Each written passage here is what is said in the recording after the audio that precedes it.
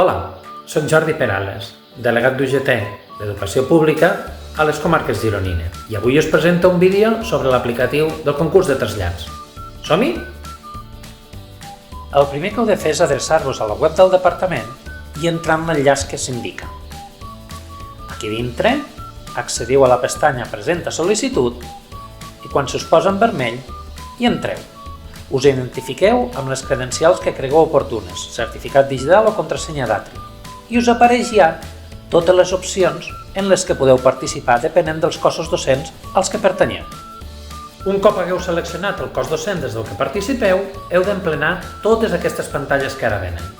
La primera pestanya ens fa indicar les dades personals, el nom, el cognom i telèfons. Tingueu en compte que si no poseu un telèfon mòbil us requerirà que l'incorporeu de la mateixa manera amb l'adreça electrònica. La primera pantalla de mèrits són els mèrits de valoració objectiva. En aquesta pestanya heu de comprovar que les dades que consten, que els mèrits que us consten, són correctes. Habitualment ho són, però en aquest cas hi ha una puntuació que no es correspon amb la realitat. El que hem de fer, doncs, és presentar una al·legació. Marquem que no estem d'acord i incorporem el text. Diem que tenim destinació definitiva en un centre de màxima complexitat durant els 4 anys i que, efectivament, hi hem impartit docència, perquè si no, no tindríem puntuació per aquest apartat. Marquem que no incorporarem documentació perquè, de fet, aquesta informació el departament ja la té. La pot comprovar ell mateix en els seus sistemes informàtics. Ho guardem i ja tornem a estar a la mateixa pàgina. Revisem que la resta d'apartats estiguin correctes i seguim endavant. El següent apartat són els mèrits acadèmics i aquí cal tornar a revisar-ho tot. Revisem totes les puntuacions que ens assigna automàticament el sistema i ens adonem que n'hi ha alguna que no l'han comptabilitzat. Per exemple, un màster oficial que consta a l'Atri però que no s'ha baremat correctament. Incorporem l'al·legació i com que l'expedient, el màster en aquest cas, ja està a l'Atri, no afegirem nova documentació, com en el cas anterior, perquè de fet el departament ja té aquesta informació. Això sí, cal indicar-ho. Gravem i ja podem continuar revisant la resta d'apartats. El següent apartat és el de càrrecs directius i altres funcions. I aquí sí que és important presentar les al·legacions perquè potser no ens han comptat algun dels mèrits, especialment la realització de funcions de tutoria, tant a primària com a secundària. En l'apartat aquest ens apareixen totes les puntuacions. I en el tercer d'ells és on hauria de figurar la puntuació a la tutoria. En aquest cas, l'aspirant va a puntuació màxima, però si no, podríem incorporar aquí l'al·legació. Faig saber que he desenvolupat funcions de tutoria i també afegiré la certificació que hagi pogut obtenir de la direcció del centre on ho he fet. Com veieu en pantalla, dic que sí que aporto documentació i la incorporo. Aquí poseu el certificat i continuem. Si pel motiu que sigui no incorporem la documentació, ens saltarà un avís. Una vegada incorporada, tornem a la pantalla inicial i seguim amb les al·legacions dels diferents tràmits. I finalment arribem als mèrits que ha d'avaluar la comissió avaluadora i que no són objectius. I aquí també hi hem de portar la nostra documentació. En aquest apartat hem de revisar la formació permanent i altres mèrits. Fixeu-vos que en algun dels apartats és possible que us recuperin la puntuació d'anteriors concursos de trasllats. Però en el 5.1, que és la formació permanent, com que ha canviat la puntuació, cal confirmar mèrits. Simplement, premeu el botó i tireu fins a baix de tot a continuar. Aquí ja consta que s'ha confirmat mèrit i podem seguir endavant. Si a més tinguéssiu altres mèrits de formació que no estan inclosos en l'Atri, podríeu afegir-los a afegir mèrits. Igualment, en tots els altres apartats, les publicacions, ja sabeu que s'ha d'afegir tota la documentació que se us demana, afegiríeu aquí, altres prèmits i mèrits artístics, esportius i literaris. I quan ja tenim tots els mèrits incorporats, comença el concurs de trasllats.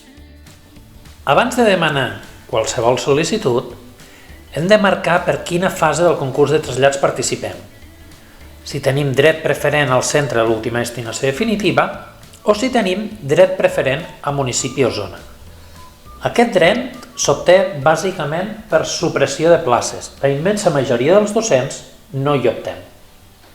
Marquem l'opció concurs de trasllats. I aquí també ens fa dir si volem exercir el dret de concurrència.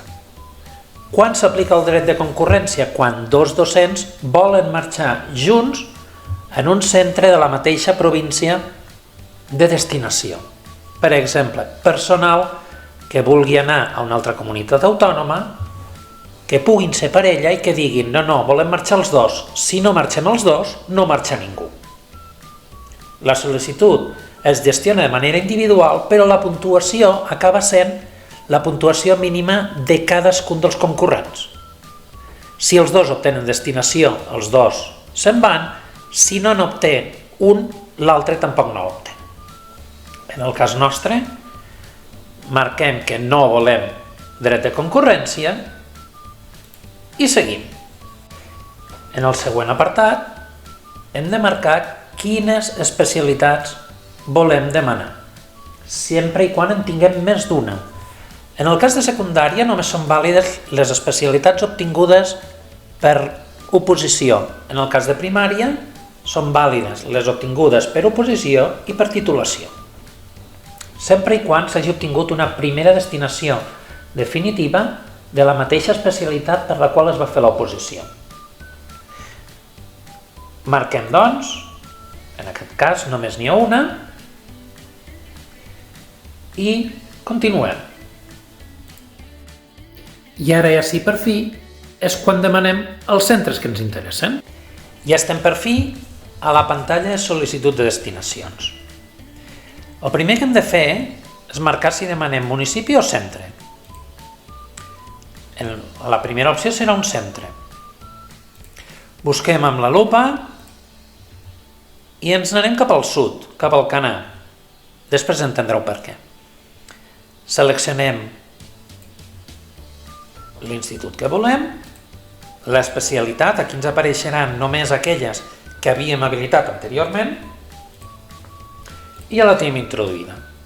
Imaginem-nos que la nostra segona opció ja és un centre, però del País Valencià. En primer lloc, el que haig de fer és localitzar el centre, localitzar el codi. On el localitzem? En la convocatòria del País Valencià. Veig aquí que la localitat propera al Canà, que era Vinaròs, tenim tant el codi de municipi com el codi de cadascun dels centres. Anem a copiar el codi d'un dels centres. Tornem a fer la sol·licitud, un centre, però de Catalunya no, de fora de Catalunya.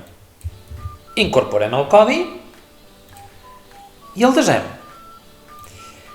Introduïm l'especialitat manualment, la 16, que és la que havíem habilitat, i la resta ho deixem en blanc. Imaginem ara que volem incorporar un municipi. Tornem a la búsqueda, incorporem un municipi i ens apareix la pestanya d'avís. Si demanes municipi, no està sol·licitant ni centres de màxima complexitat, ni centres específics d'educació especial, ni tampoc zones escolars rurals. Ho acceptem i marquem l'especialitat.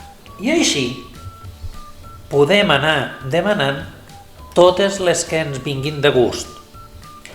Només ens adjudicaran aquelles que demanem. Si no demanem un centre en concret, no ens el poden adjudicar. Finalment, ens surten els motius d'exclusió i avisos. I és aquí on hem de clicar a enviar. En el moment en què clicarem aquí, la sol·licitud es presentarà. Ho enviem, ens torna a avisar i li diem sí, accepta i envia. I en aquella pestanya inicial on havíem d'escollir, fixeu-vos que ens surt una impressió de la sol·licitud enviada. És aquí també on, si veiem que hem comès algun error, podem eliminar la sol·licitud enviada. És tan fàcil com marcar el cos, eliminar sol·licitud i ens torna a avisar. Si no aneu a la sol·licitud es perdran totes les dades i haurem de tornar a començar a introduir-ho tot. Eliminem la sol·licitud i ja s'ha eliminat. Paral·lelament haurem rebut en el correu electrònic tant un missatge dient que s'havia presentat la sol·licitud inicial com que s'ha eliminat. I fins aquí aquesta presentació de l'aplicatiu del concurs de trasllats. Recordeu que si teniu dubtes podeu contactar-nos en els telèfons que us apareixen tot seguit. Moltes gràcies i a la vostra disposició.